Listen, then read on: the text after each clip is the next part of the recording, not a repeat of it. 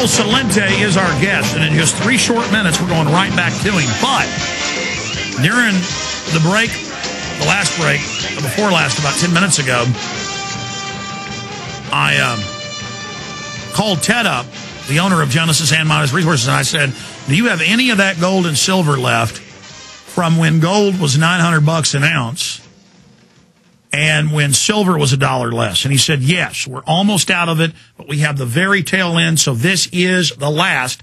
Gold up over $40+ from that point, silver way up, and this is the very end of the Lakotas, the Francs, the Sovereigns, and some other coins Ted Anderson has right now until midnight tonight. Ted, that's as long as you can hold it, correct? Well, I mean, the price on the internet has already gone up. If you go to our web offers, you'll find that the Lakotas are in the $19 range, where these are still sitting at that $18.17. So, yeah, that is a really good buy. The reason why I was able to put them up there is I had about 900 of them left in my inventory, although some of those are spoken for already. I haven't received the checks from people, but I will hold it at that price. But then come tomorrow, it's like $19.17. I can't remember exactly what the number was. Okay, so the Lakotas are going up. What about gold at the lower price when you bought it at $900, $905? Well, that is obviously just a steal if I ever heard of one. I mean, you have still right now the Francs sitting at $216 a coin. The British Sovereign is at $266. Both of those coins have gone up in price. I don't put them on our internet site, but they all are up in price because of the fact that gold was trading at $913 when I locked them in at this level. Currently, right now, today's spot price of gold, the last time I've looked, was $951.60. It's been as high as $955.90 already today. So, yeah, there's definitely... and to simplify this, folks, for people that understand, you bought this gold and silver when the market 2 or 3 weeks ago was in gold almost $50 lower than it is now, and in silver over $1 lower than it is now. So you're selling out of these stores you have. You're almost out. And instead of raising your prices when gold and silver goes up, that's how you should make a profit. You know, we're capitalists. We're not communists. You're passing those savings on, but this is the end. This is the last time, Ted, correct? It is the end of this. I can tell you right now, Alex, I placed an order today for 5,000 more Lakotas, and the price is much higher than what I'm offering right now. So I can't do that. And is this the end for the gold? Is this the end for the gold? The gold is still, they're both the same thing. I mean, the gold is, I mean, I'm lucky to be able to carry it through midnight. I will, just because I'll lose some money on some of the deals.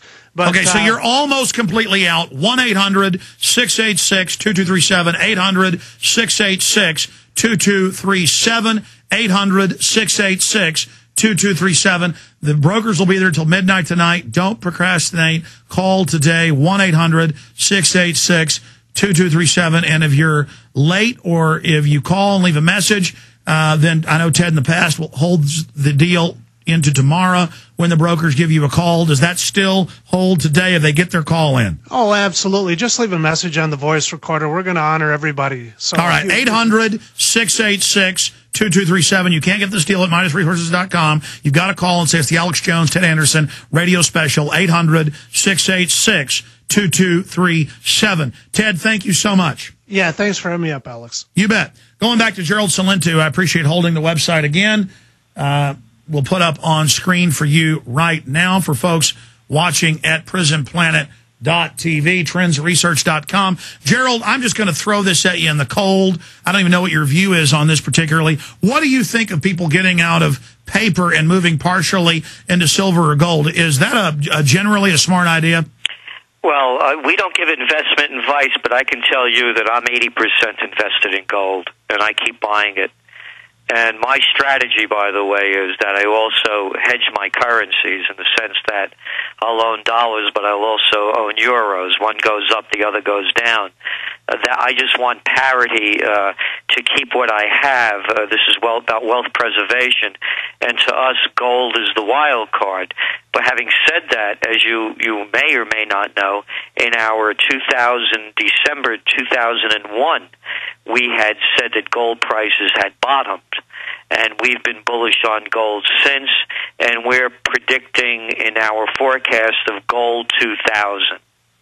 Really? Do you have an idea when? No, it's hard to tell because, as you well know, these markets are being highly manipulated. Sure. And around the world, people are bailing out of bucks, as we spoke about earlier, and they're looking for a new reserve currency. I mentioned earlier that the Obama administration is holding out, coming out with their budget projections, waiting until the dead heat of summer when everyone's in a vacation state of mind and Congress isn't there. So there can be some very earth-shaking developments that are going to rattle the dollar. So it could happen at any time, but always remember that the game is going to be manipulated because once the world wakes up to the idea that their fiat currencies aren't going to be worth the paper they're printed on, there's going to be a huge run to gold. Another very important aspect. There's only one member of the G20 out there that's really criticizing America for its stimulus, recovery, bailout, and buyout packages. Germany. And why? Because of gold issues. And they know what it's like. These are the people, the Weimar Republic. They still have the people alive that told the stories of going to a supermarket with a wheelbarrow of money. And they know how it happened because they printed phantom money out of thin air based on nothing and producing practically nothing. So that's why we're bullish on gold.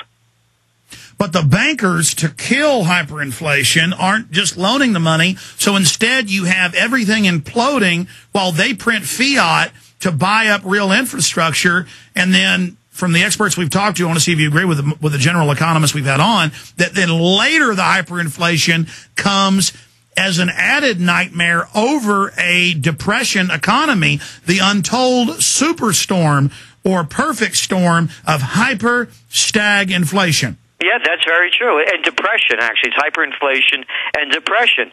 Look at the numbers. You well know, depending on who you talk to, the effective unemployment rate is 18.7%.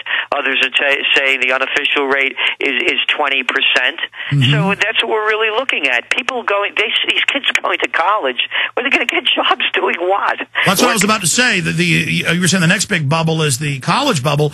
They're going into debt now for jobs that aren't even going to exist, and the commercial real estate, as you said on the show a year and a half ago, starting to implode. They're saying that's the next big one. Give us some of those trends. But going back to gold, because we've interviewed so many experts who are bullish or bearish on gold, but all of them acknowledge that everybody should be partially in gold and silver as a hedge against inflation, as an emergency parachute to just protect wealth, to make sure you've got something that can't be dissipated overnight like paper, but that speculatively, it's also the biggest boon in speculative, because if the dollar does implode or other major currencies, they're all over printing right now, as you know, that's kind of their answer, is global inflation, kind of at parity, that gold could go to 3,000-4,000.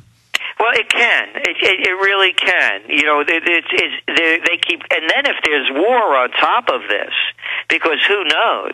They keep talking about bombing Iran. Israel does, or invading them at some level. And we've said from the onset that if the United States or Israel attack Iran, it's the beginning of World War III, because then you're going to start seeing oil prices go to the stratosphere along with gold prices. So there are so many wild cards out there that make for us gold a better forecast to go up than to go down. I mean, what could be the downside of gold? Gold as we see, could only go down if the unemployment rate in the United States goes back to 4.5%. We wipe out our trade deficits, our budget deficits, and that's highly unlikely. And you're physically holding it. You can dump out of it if it starts going down, or you can wait till it goes back up the next time. I have to tell you something. This is very important. I've been buying gold for a long time. And in life you have ups and downs, let's not be, fake about this. And I've had lean years in my life. What saved me was having gold. Because as you well know, getting rid of gold, cashing in gold isn't as easy as writing a check. So you really have to think twice and 3 times and 4 times before you unload that gold. And so you hold on to that store wealth that base of wealth without writing a check off to go spend it or to pay a debt. Exactly. And what I also did with my gold is I used it as collateral to borrow, knowing that I wanted that gold back, and I never had any problem borrowing money privately, having that as a backdrop. So I'm a firm believer in gold. It's good as gold is the saying. I just wanted to bring that up because everything else is performing like hell right now. Treasuries almost have no yield. Everybody's running to them. And it's just an amazing scam we're witnessing. I want to go to calls for Gerald Celente here in just a moment in the time we have left. But, Gerald,